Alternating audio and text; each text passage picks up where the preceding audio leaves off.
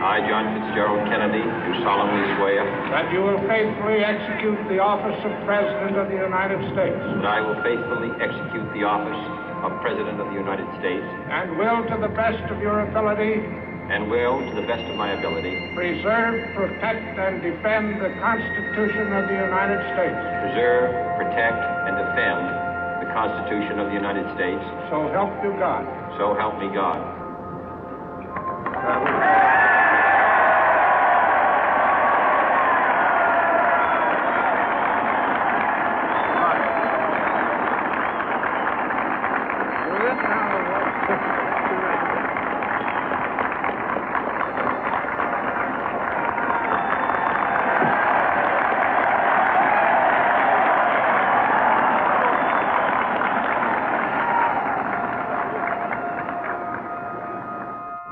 Vice President Johnson, Mr. Speaker, Mr. Chief Justice, President Eisenhower, Vice President Nixon, President Truman, Reverend clergy, fellow citizens. We observe today not a victory of party, but a celebration of freedom, symbolizing an end as well as a beginning, signifying renewal as well as change. For I have sworn before you and Almighty God the same solemn oath our forebears prescribed nearly a century and 3/4 ago. The world is very different now, for man holds in his mortal hands the power to abolish all forms of human poverty and all forms of human life. And yet the same revolutionary beliefs for which our forebears fought are still at issue around the globe. The belief that the rights of man come not from the generosity of the state, but from the hand of God. We dare not forget today that we are the heirs of that first revolution. Let the word go forth from this time and place to friend and foe alike that the torch has been passed to a new generation of Americans born in this century, tempered by war, disciplined by a hard and bitter peace, proud of our ancient heritage, and unwilling to witness or permit the slow undoing of those human rights to which this nation has always been committed and to which we are committed today at home and around the world.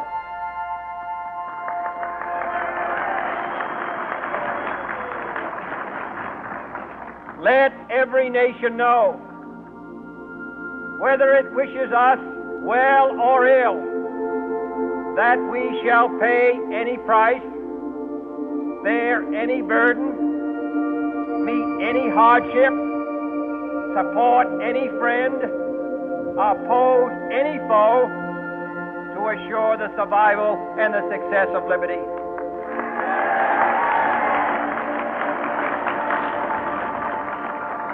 This much we pledge and more. To those old allies whose cultural and spiritual origins we share, we pledge the loyalty of faithful friends. United, there is little we cannot do in a host of cooperative ventures. Divided, there is little we can do, for we dare not meet a powerful challenge at odds and split asunder. To those new states whom we welcome to the ranks of the free, we pledge our word that one form of colonial control shall not have passed away, merely to be replaced by a far more iron tyranny.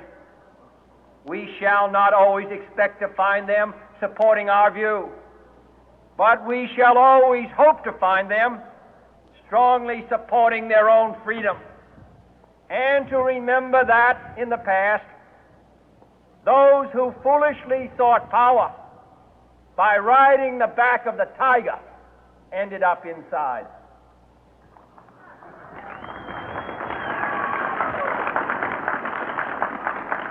To those people in the huts and villages of half the globe struggling to break the bonds of mass misery, we pledge our best efforts to help them help themselves for whatever period is required, not because the communists may be doing it, not because we seek their votes, but because it is right. If a free society cannot help the many who are poor, it cannot save the few who are rich.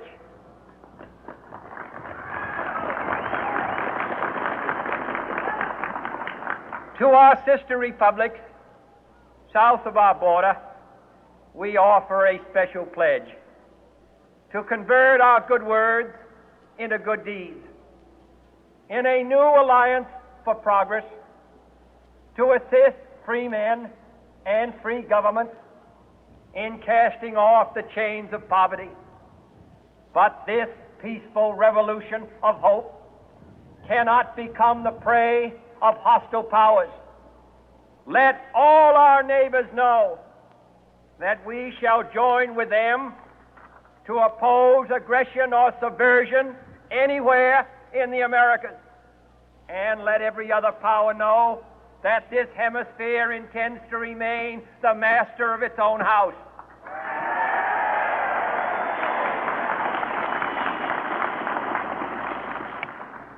To that World Assembly of Sovereign States, the United Nations, our last best hope, in an age where the instruments of war have far outpaced the instruments of peace, we renew our pledge of support to prevent it from becoming merely a forum for invective, to strengthen its shield of the new and the weak, and to enlarge the area in which its writ may run. Finally, to those nations who would make themselves our adversary, we offer not a pledge, but a request that both sides begin anew the quest for peace. Before the dark powers of destruction, unleashed by science, engulf all humanity in planned or accidental self-destruction, we dare not tempt them with weakness, for only when our arms are sufficient beyond doubt can we be certain beyond doubt that they will never be employed.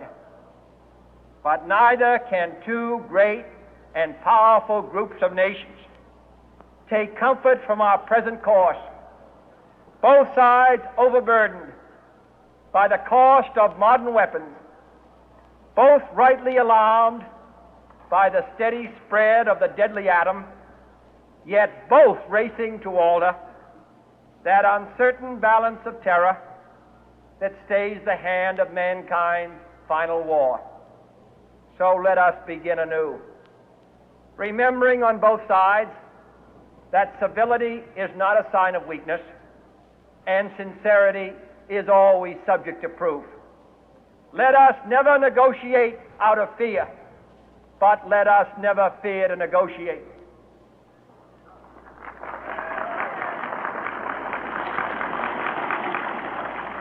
Let both sides explore what problems unite us, instead of belaboring those problems which divide us.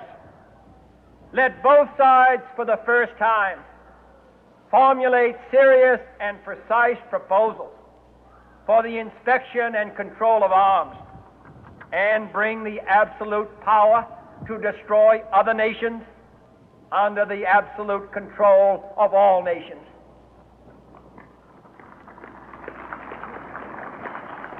Let both sides seek to invoke the wonders of science instead of its terrors.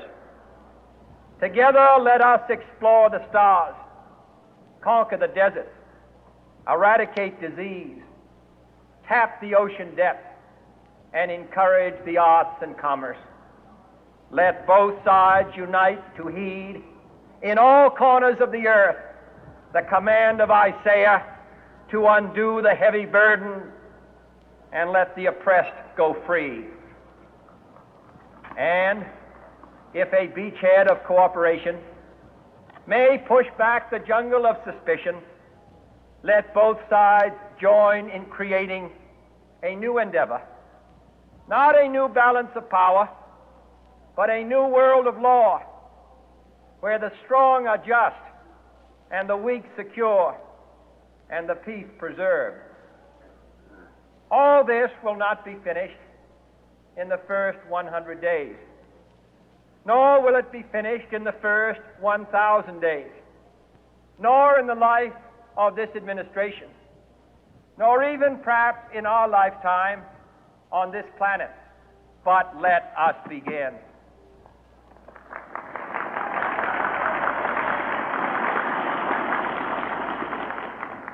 In your hands, my fellow citizens, more than mine, will rest the final success or failure of our course.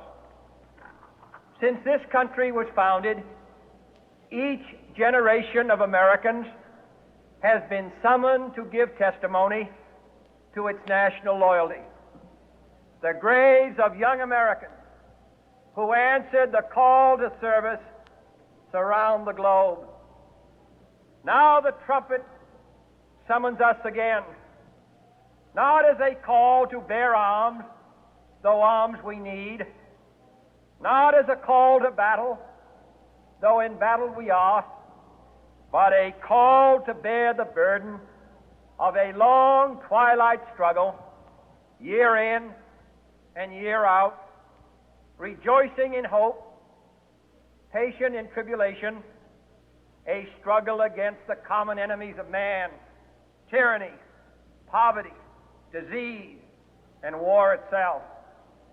Can we forge against these enemies a grand and global alliance, north and south, east and west, that can assure a more fruitful life for all mankind? Will you join in that historic effort?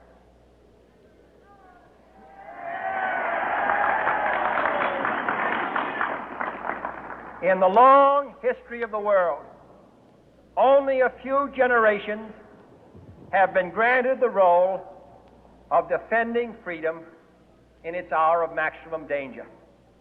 I do not shrink from this responsibility. I welcome it.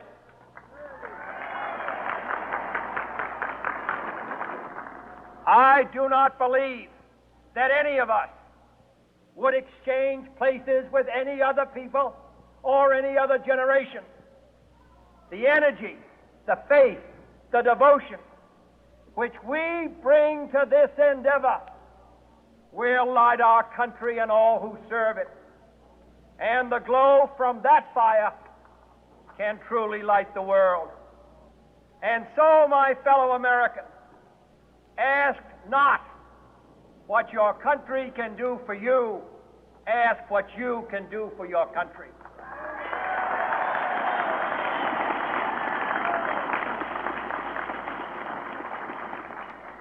My fellow citizens of the world, ask not what America will do for you, but what together we can do for the freedom of man.